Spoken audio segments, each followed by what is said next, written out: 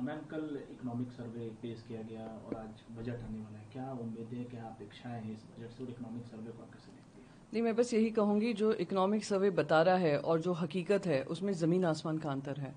आप बेरोजगारी देख लीजिए, चरम सीमा पे है। मुंबई में के भी इतने सारे वीडियो सामने आ रहे हैं जहां 1000 लोगों के लिए नौकरी लगती है, 25,000 लोग आते हैं। अग्निवीर को लेकर वैसे ही बहुत जनता में आक्रोश है, खास करके युवा वर्ग में आक्रोश है।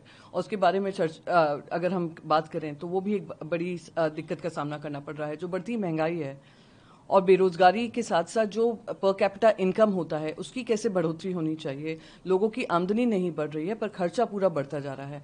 तो इन सारे मुद्दों को मैं उम्मीद करती हूं कि निर्मला सीतारमण जी किसी तरीके की राहत की सांस देगी। बार बार हर साल यही उम्मीद की जाती है कि इनकम टैक्स का जो टैक्सेशन है उसमें किसी तरीके का राहत मिलेगी जनता को। ये सारी उम्मीदें हैं। मैं उम्मीद करती हूं कि इस बार केंद्र सरकार जनता की बात सुनेगी, जन की बात करेगी, ना कि प्रधानमंत्री के मन की बात। आपने प्रधानमंत्री ने इकोनॉमिक सर्वे की तारीफ भी की। उन्होंने बताया कि किस तरीके से भारत ग्रोथ कर रहा है, उसकी एक झलक जो है इसमें नजर आती है। नहीं, बिल्कुल, भारत की प्रगति जो है, भारत की प्रगति इनकी पॉलिसीज की वजह से धीमी गति पे चल रही है। वरना जो जिस तरीके की हमारी आबादी है, जिस तरीके के रोजगार के माध्यम बनने चाहिए, वो उस गति से नहीं चल रहे हैं। तो वो अपनी खुद की पीठ थपथपा लें, इकोनॉमिक सर्वे के आधार पे अपनी पीठ थपथपा लें, पर सच्चाई ये है कि जो आम जनता की तकलीफें हैं, जो आम जनता की दिक्कतें हैं, उसको लेकर केंद्र सरकार बिल्कुल भी सीरियस नहीं है। कल जिस तरीके से उत्तर प्रदेश नेम प्लेट के इशू में, आपको लगता है सरकार बैकफुट पर है इस मामले पर, क्योंकि सुप्रीम कोर्ट से बड़ी देखिए, केंद्र सरकार की जो और राज्य सरकार की जो अपेक्षा थी इस पूरे मुद्दे से, उसका राजनीतिकरण को लेकर थी, ध्रुवीकरण को लेकर थी। वहां पे कावड़ यात्रा को लेकर नहीं थी। कावड़ यात्रा को भी इस्तेमाल कर कर जो ध्रुवीकरण फैलाने का काम किया है, उसको सुप्रीम कोर्ट ने उस पर रोक लगाई है। मैं उम्मीद करती हूँ सुप्रीम कोर्ट की डिसीजन का ध्यान रखकर राज्य सरकार इसको विड्रॉ करेगी। इनके खुद के एलाइज भी जो हैं वो खुलकर कह रहे हैं कि इसको विड्रॉ करना जरूरी है।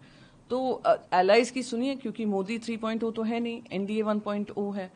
तो एलाइज की सुने, जनता की सुने। जनता ने भी आपको एक संदेश भेजा है, उत्तर प्रदेश में ही भेजा है, उससे कुछ सबक सीखें और इसको वापस लें।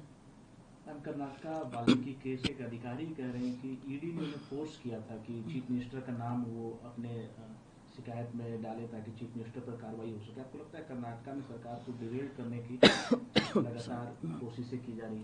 देखिए, जहां जहां बीजेपी की सरकार नहीं है, वहां वहां भारतीय जनता पार्टी इस तरीके का माहौल बनाती है। महाराष्ट्र में हमने देखा, जो सबसे गंदी तरीके से जो राजनीति होती है, जिस स्तर पे राजनीति हुई, पार्टियों को तोड़ा गया, संविधान को दरकिनार किया गया, सुप्रीम कोर्ट ने बकायदा कहा जो हुआ गलत हुआ, गवर्नर के रोल पे भी प्रश्न चिन्ह उठाए गए, पर फिर भी ये अपनी आदतों से बाज नहीं आ रहे हैं। ये बार बार कर्नाटका हो या बाकी सारे राज्य हो, ईडी, आईटी, सीबीआई का हवाला कर करके और दे देकर अपने जो पावर हैं उसका दुरुपयोग कर रहे हैं। डीएमके लगातार के खिलाफ में बयान आता रहा है डीएमके के नेताओं की तरफ से। डीएमके के नेता हैं रघुपति, वो कह रहे हैं कि भगवान राम जो थे वो सोशल जस्टिस को बचाने वाले थे। सबसे बड़े अगर कोई पुरोधा थे जिन्होंने सोशल जस्टिस को बचाया है करुणानिधि के पहले, एमके स्टैलिन से पहले, तो भगवान राम थे जिन्होंने सोशल जस्टिस को इस देश में बचाया। तो भगवान श्री राम जो थे, और हमारे कोई भी हिंदू धर्म के आप भगवान ले लीजिए जिनमें हमारी आस्था है, वो सभी समानता की बात करते थे। वो सभी हर एक जन का अधिकार हो और हर एक जन को अधिकार मिले, उसके लिए काम किया है।